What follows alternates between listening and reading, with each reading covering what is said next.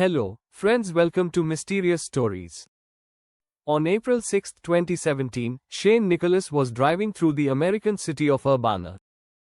He was with a friend when his neighbor called unexpectedly. He was deeply troubled by what his friend had said. According to Shane's neighbor, police had gathered outside his home.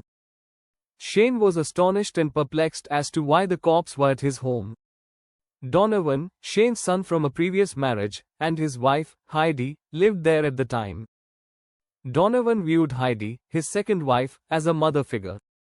Shane rushed home without thinking twice. He received another call, this time from the police, while on his way. Shane responded anxiously, fearing the worst. And then the horrible news was revealed. His wife, Heidi, had been brutally killed. Shane was stunned to learn of his wife's death. Shan, the wife, is no longer with us. Shan friends, the police had no idea who committed this atrocity or why at the time. Even though their investigation had only just begun, the case was closed instantly. Mosumi called the police at about 6 p.m. to report Heidi's death. Heidi was killed by a 14-year-old child. What happened, sir? I need to go to the hospital since I killed my mother and did so alone. Friends, the cops apprehended this youngster instantly. His father, Shane, was puzzled by his son's actions. But it was Daniel who asked the police to begin their inquiry. When the cops learned about Heidi's murder, they were startled by the boy's brutality. Friends, Heidi received 62 knife blows before being shot in the head. I won't go into detail about this crime because it's too gruesome, but Heidi was viciously murdered by a 14-year-old boy. Naveen had been under Heidi's care for many years. Given that they lived together, why would this boy murder Heidi? The cops were far less interested in the question than Shane was. His 14-year-old child was being held by police, and his wife had died. You'll be startled to hear what Daniel told the detectives about the murder, pals. According to Naveen, Jeff killed Heidi on purpose, not me. I simply behaved as a conduit. The police had no idea what Jeff's name was. According to Naveen, Jeff is an imaginary friend of mine that only I see. Naveen was discussing Jeff the killer with her buddies. The imaginary figure Jeff the killer gained popularity on the internet. We refer to him as a serial killer. According to the charges, Jeff was bullied by several people. Jeff started arguing with them. When Jeff arrived, those folks ignited a fire, burning his face and making him lose his composure.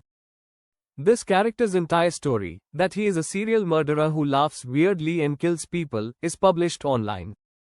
Friends, this is a made-up character and story with little basis in truth, but many children believe it. One of them was called Daniel. I'm not sure if he did this on purpose to portray himself as a mental patient and avoid punishment, or if he was truly mentally sick. In any case, the youngster insisted that Jeff had killed Heidi.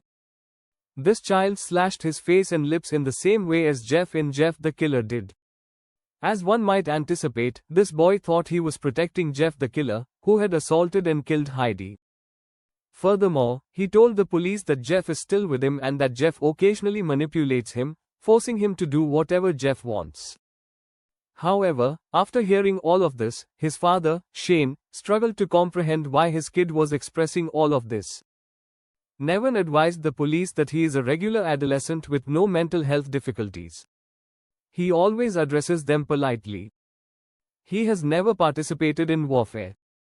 This young man excelled in high school as well, but he subsequently murdered his own father's second wife, in a horrible way.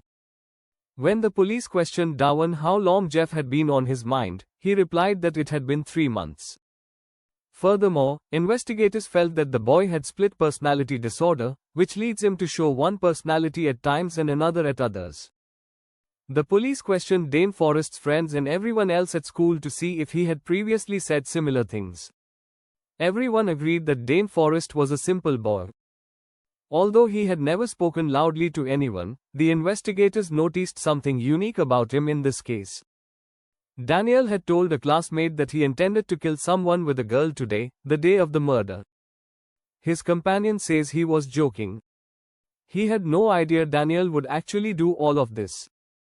The cops subsequently learned that Daniel had a friend named Stepmother. On the computer, they had made buddies.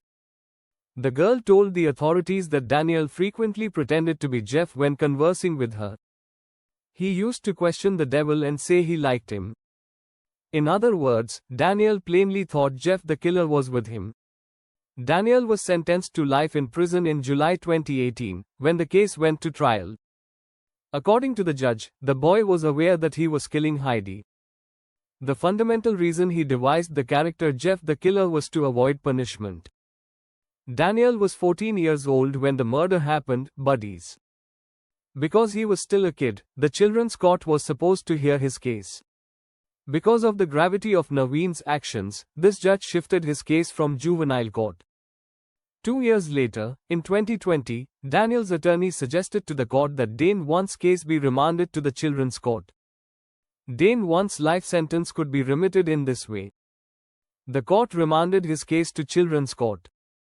Naveen also accepted his guilt in front of this court, but he was released 3 years later, in 2023, because he was 21 years old and the children's court lacked the ability to imprison him.